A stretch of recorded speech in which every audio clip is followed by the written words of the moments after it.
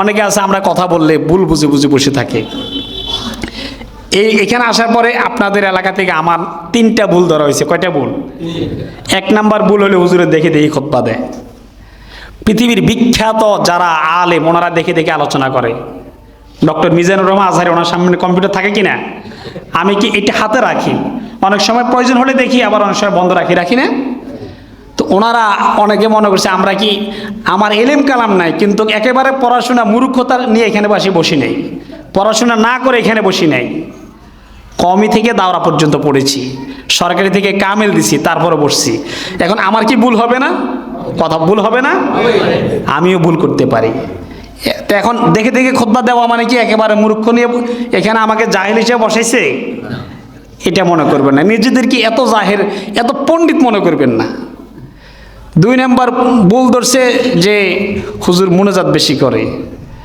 মুনাজাত আপনি যখন আল্লাহর কাছে হাত তুলবেন, এখানে কি সময় কি নির্ধারিত আছে? আল্লাহর কাছে চাইতে হলে একটা ভিতরে একটা আবেগ আসা লাগে না? এখন আমি রব্বানা যালামনা আনফুসানা 2 আর বলে ছাড়িয়ে দিলাম, হইলো?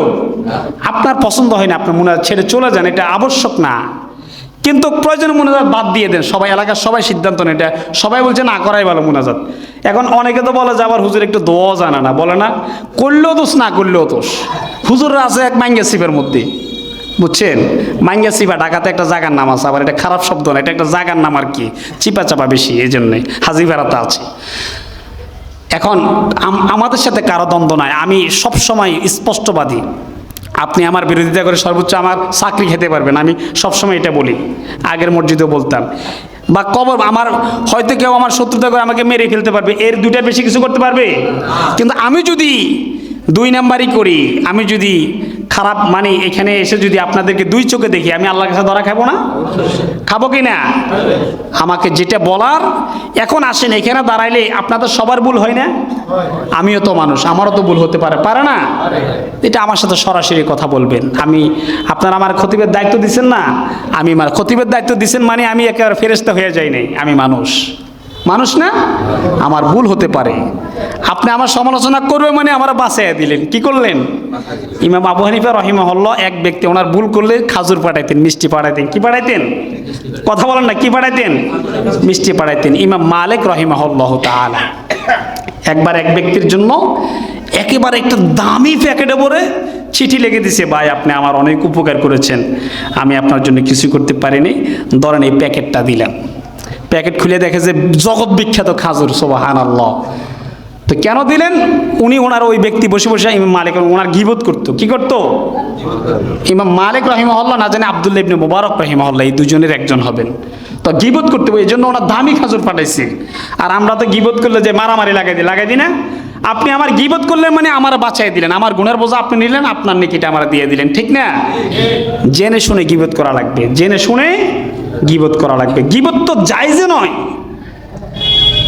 আর আপনি যদি, কারণ আমি না জেনে গীবত করেন, তাহলে মিথ্যা কথা বললেন, গীবতও করলেন, ডাবল গুনাহগার হলেন। এজন্য সাবধান। আমরা কখনো কাউকে, কেউ আমাদের পিছনে সমালোচনা করলেন, এগুলো হিসাব করে কথা বলি না। এই এলাকার মানুষ অবশ্য আমাকে নিয়োগ দেওয়ার আগে এটা জানছে যে উনি কাউকে হিসাব করে কথা বলে না, আল্লাহর কথা বলবে, এখানে আবার কাউকে হিসাব করার কি আছে? হ্যাঁ, নিজের ভুল হলে বলবো যে ভাই এটা আমি ভুল করছি, আমার মাফ করে দিন, বুঝেন নাই? সরাসরি বলবো। আপনাদের কাছে আমি মাফ চাইলে কি সমস্যা আছে?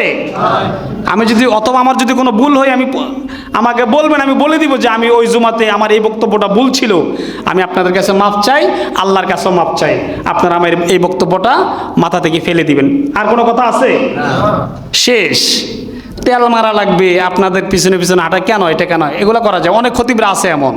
আল্লাহ এই ধরনের জাহেল খতিব থেকে আমাদেরকে রক্ষা করে, পড়ে আমিন। খতিবরা থাকবে সমাজের সবচাইতে নিষ্ঠা সৎ মানুষ, হাজারো সমালোচনা হবে কিন্তু সে আল্লাহ রাসূলের নীতি থেকে সরে যেতে পারবে না, ঠিক না? ভুল হবে, দোষ থাকবে, সমালোচনা থাকবে, কিন্তু সে তার নীতিতে অটল থাকবে। কথা বুঝাতে পারে নাই? আল্লাহ আমাদেরকে বুঝার তৌফিক দান করুক, পড়ে আমিন। প্রিয় ভাইয়েরা আমার, সেখানে তিনি এই কথাটা কেন বললাম? ওই যে বদ আমল আলেমের কথা থেকে বললাম এই কথাগুলা। আমিও গুনাহগার হতে পারি, আমিও জাহান্নামে যেতে পারি যদি আমি জান্নাতের কাজ না করি, ঠিক না?